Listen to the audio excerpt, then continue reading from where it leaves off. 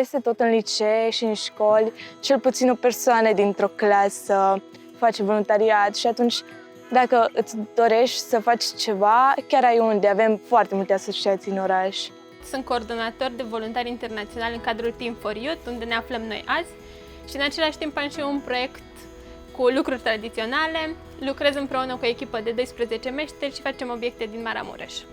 Am o trupă de tineri liceeni pe care am fondat-o în anul 2013, care se numește Paris și deja de 7 ani de zile am lucrat cu peste 30 de tineri care au făcut parte din trupă și încerc cumva să aduc teatrul la un nivel accesibil. Sunt președintele unei asociații non-guvernamentale care militează pentru drepturile tinerilor de etnie romă.